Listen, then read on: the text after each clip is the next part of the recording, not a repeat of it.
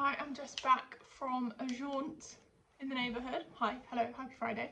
Tom got some great work news, so we went out in the neighbourhood, which was so nice, and I got to wear my new jacket, which was this, I think, quite Free People-esque vintage buy that I got this week. I have failed at my low buy year so far. I might make a video or an Instagram reel about it, but this is very cute. And I also got to wear my Sophie hood because the wind is very bitter outside, so this was so good at keeping the wind out. Definitely a good purchase.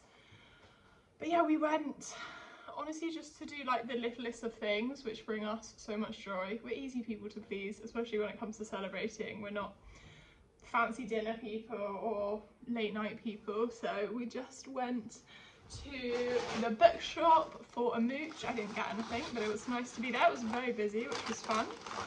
Then to the flower stand, I picked up some double orange tulips. It's tulip season, or as all the flower stands say here in the Netherlands, tulip mania. So I picked those up, which were lovely and like £5. Then we went to a little bar and had some snacks. Tom had a glass of wine, I had a lovely decaf coffee, and then we went to the organic supermarket, and that's the range of our celebrating, but it was so fun. Do you want to see my organic supermarket haul of little treats? Tom chose these rosemary olive oil crisps that he really loves. I got these amazing tortilla rolls, the jalapeno flavour one. They're so good, especially dipped in guacamole. I stocked up on vanilla rooibos tea, which is my favourite tea. It's naturally caffeine free and I love the one with vanilla in it. We got a bottle of kombucha to share tomorrow when we're like resting and hanging out. This is Grenade Boost, which is just like red berry basically. And 2 chocolate bars, which is really the extent of how we know how to live. I got a nougat dark chocolate and Tom got a coconut vegan one because he loves Bounty. So that was the extent of our adventures, and it was so nice. Tomorrow we are actually going into town, as in into the centre of Amsterdam, to go ring shopping, which is so exciting, to look for a wedding band for me. I have designed Tom's wedding ring with a friend of a friend. He wanted something a bit different from the usual men's like dark grey or single gold bands, so I've got him something that I think is really fucking cool, and I think he will too. He likes a bit of bling, he likes his rings and his necklaces, so that's being designed in the UK. Hopefully I'm going to pick it up in April. But I haven't decided what I want. I think my engagement ring is, also I'm sorry for all the wedding chat, I promise that will cease quite soon actually, because this is like one of the last things I have left to do. But my engagement ring is like an organic shape, so I'm not sure what kind of band is going to suit it. We're going to some of the vintage, like the antique jewellers tomorrow to look, just to try some stuff on, and if I don't find anything I really like, I think I will just order a sort of balloon dome kind of band, which I think will also suit it really nicely. But I just wanted a piece of my heart. Has always wanted a vintage ring. It's not what I ended up getting for my engagement ring, which is fine, obviously. I love this ring. It's made by Ella Stern, she's an independent designer. It's very sustainable and I love it a lot, but I would like to try on something vintage. So that's the plan for our weekend, and then around all of that we'll be resting, obviously, because that's quite a big few hours out of the house tomorrow. It's Grand Prix weekend, which is really exciting. First Grand Prix of the season on Sunday, Australia. First time seeing Lewis in red, which is going to be interesting and exciting. And yeah, other than that, we are resting, reading, relaxing. Now, yeah, Tom got good work news, so we have only a few weeks left of sort of very flexible working lives for him, and we want to make the most of it. So that's the adventures we'll be up to this weekend. I'll catch up with you soon.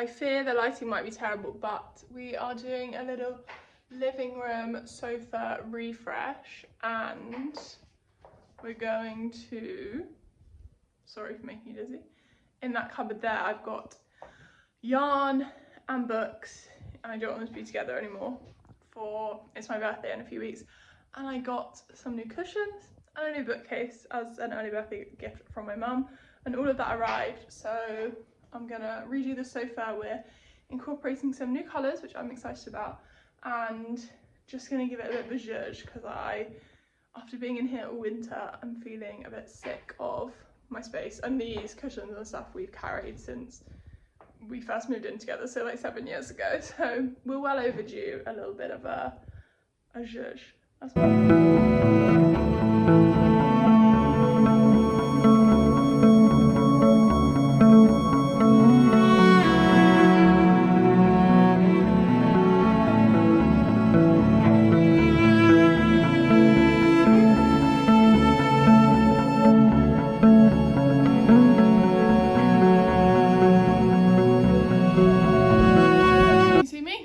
Kind of make do. This sofa came with the flat, the rest of our furniture is our own, but underneath it's red, which when I first moved in I was like, ooh, gross, but now, not with this cushion selection, but I feel like I could have embraced the red if I wanted to, but it is still a bit loud for my interior taste. I love red as an accent. I don't think I need it as my whole living room, especially when I spend so much time at home. So that's why I buy this covered in blankets, which is always a little bit makeshift, but I think putting this beige one instead of the Moomin black and white one is a little bit better, and I'm on the lookout for a new, more like blue tone one that can go here as well.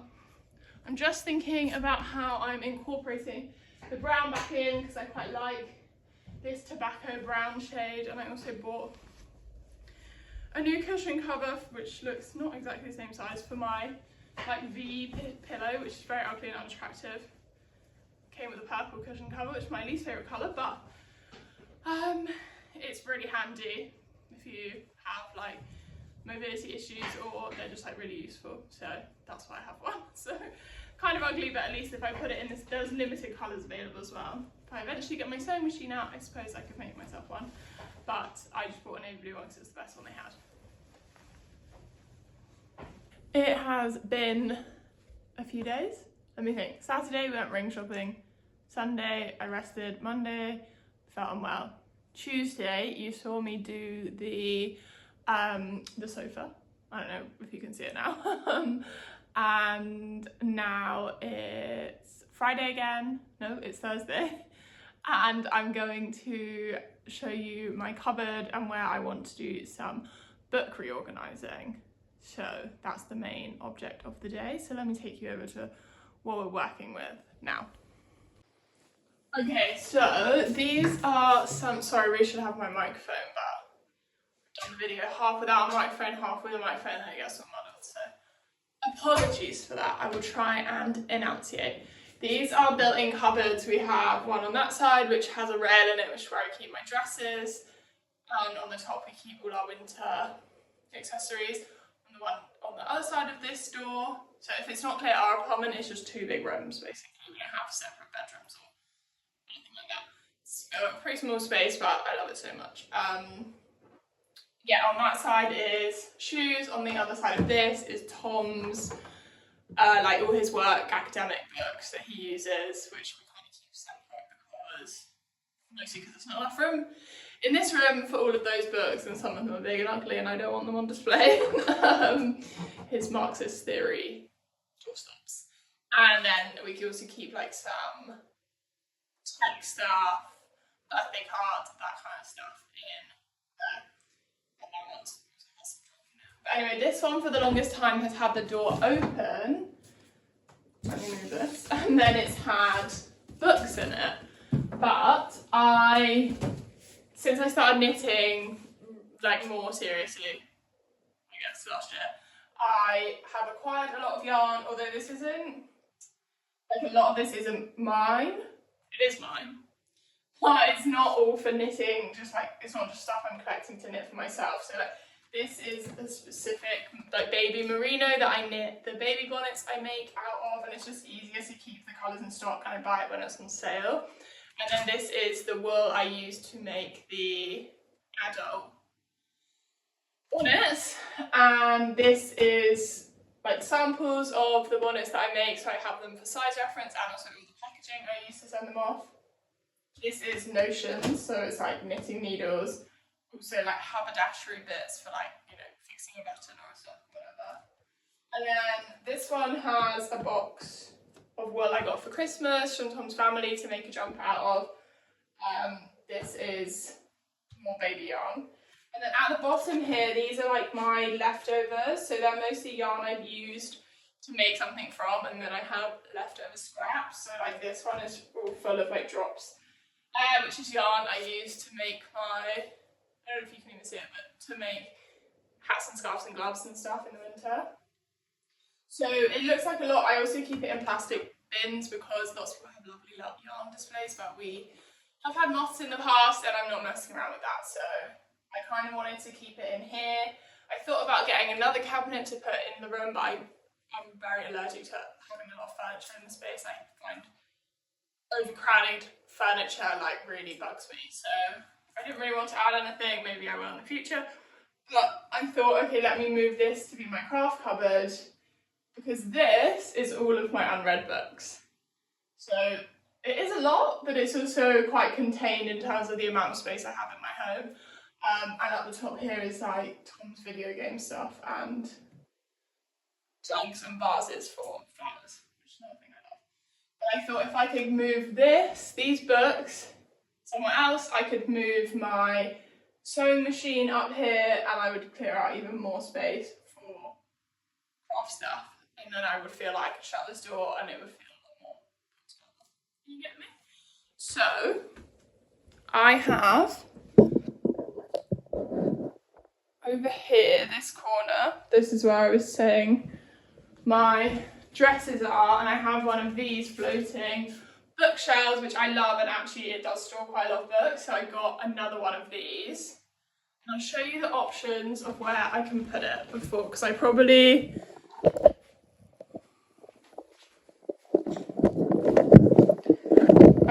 should move it before before we fill it. So as you can see, it's here right now. The option is it could go, I'm actually going to carry it around. It could go here, next to, so this door will be shut. It could go next to the mirror because there will be quite a lot of space there.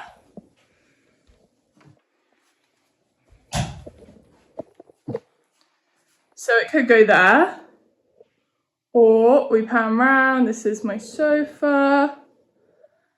This is, I also thought about putting yarn in here. This is a vintage, the coffee table is like a vintage army box I got a few years ago when I lived in Brighton, which has like, we have no storage in this flat by the way, which is why everything must become storage. In here is like picnic blankets, stuff to take to the beach, beach bags, and some cushions I'm attached to but don't match my home right now.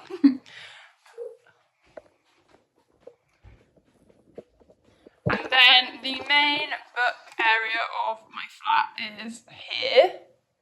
So I've read all of these books, and I've read all of the books that are on the floating bookcase. So I do own a lot of books, but I've also read a lot of books. I feel okay with that. I feel like I'm going through a bit of a phase at the moment, and I don't want to jump on it too soon because I might regret it. But I'm feeling less and less inclined to build this great gigantic library, and maybe that's just because I feel, like I say, like more clutter bugs me more than it used to. We're not moving out of this flat anytime soon, so like this is the space we have to work with. I don't want to pay for a storage unit to keep books, and it's obviously way more complicated to take books like back to my childhood bedroom or something because we live in another country, so that would also be a cost I don't want to spend right now. So these books are these are all read fairly recently, so they need to find a home. But in my head, I want to fill the new bookcase with only unread books because I really like to keep them separate in my head. That's what makes sense to me, is to have books I've read and books I've unread, and then I know when I'm looking at what to pick next, I'm picking from just one thing. This is organised in quite a chaotic way in terms of just like, this is non-fiction, but like there's 2 random fiction books. Fiction, Tom's records, fiction. The other thing we're talking about is maybe him finding a home, a different place to put his records, because this does take up quite a lot of the cube. These also aren't double stacked, which is something I could do, but then I'm like, our flat gets really dusty, as do a lot of old flats in general, and particularly I hear it from Amsterdamers, like, what can we do with the dust? So I don't know about where to,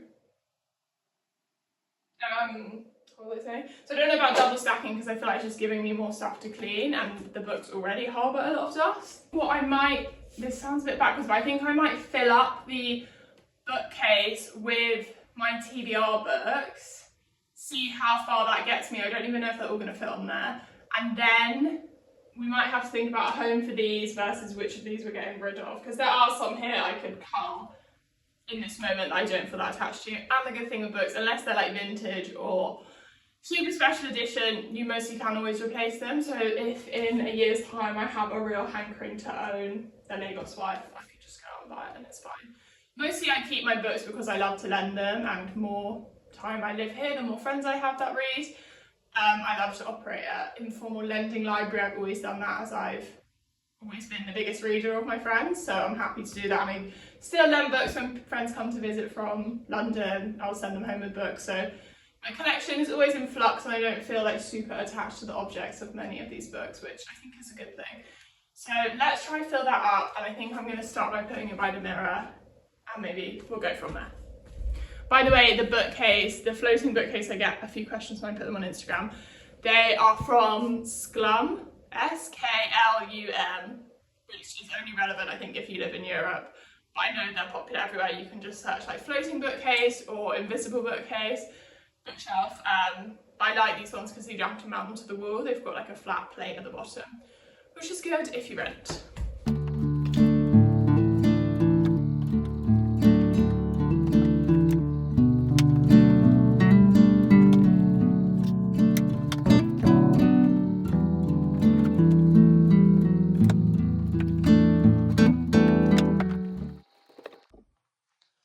Unsurprisingly, that is now full, so we are left with finding a home for all of these.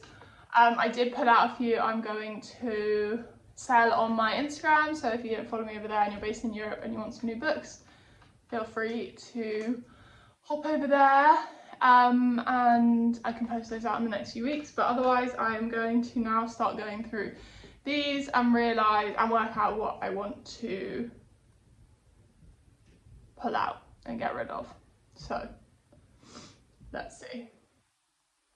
I don't know where to start. Maybe I read The Right Sex. My friend just gave this back to me after like 6 months. It looks hardly read. It's very dusty. This was fine. I didn't love it. I didn't hate it. Did it write in it? I don't think so. I think I will get rid of that one. Fire Sermon by Jamie Quattro. This was fine. I didn't love it.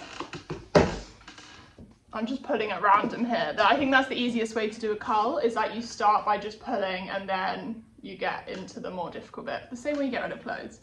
Pop Song by Larissa Pham. I liked this. It was fairly interesting, but I don't see myself reading it again or giving it to anyone.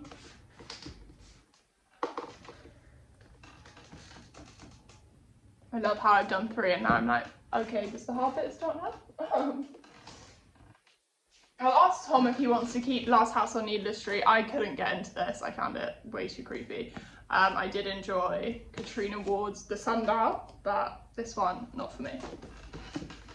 Also, that's good because it's chunky, frees up space.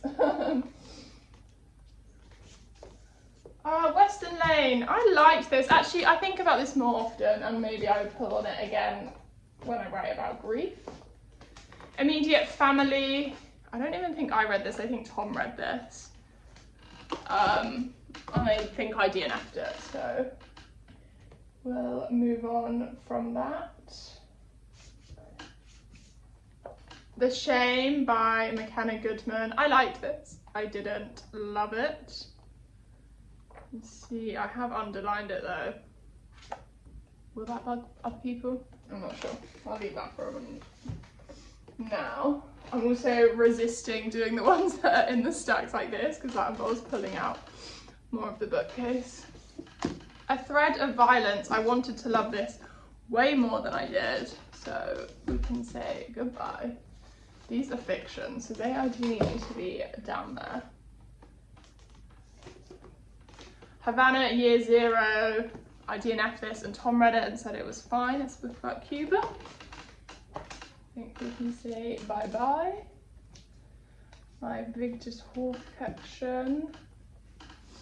Luster. Remember that when that had a moment? What else is here? I feel like we obviously share a bookcase, but most of these books I do own. This is Trespasses by Louise Kennedy. Tom read this and he liked it fine, but it was originally my mum's, so I'll see if she wants that back. If not, I will get rid. Are we keeping our copies of A Handmaid's Tale? Do I need that? Sight by Jessie Greengrass. This was another one of those motherhood books. I don't remember this one being as visceral as a reading experience as the others. I think I will get rid of The Vacationist by Anna Straub. I read this years and years and years ago. Quite a good holiday book. Obviously I would keep Moose's book, which should be in non-fiction. I loved The Startup Wife, and Oil and Water is such an underrated read. It's like set in Nigeria around the oil plains, oil flats, I don't know what you call them. But it follows this journalist and this oil engineer, and they kind of go on this investigative journalist quest, and it gets really dark and effed up, but this is so good, by Helen Habile, who I saw speak last summer, and Tom's read a few more of their books since then. The night is set on the Niger Delta, that's what I was thinking of. Eileen was fine. I'm really not a Moshfegh head, I just like a year of rest and relaxation. Is that basic of me? Probably. Heartburn, a classic for a reason, we'll be keeping that.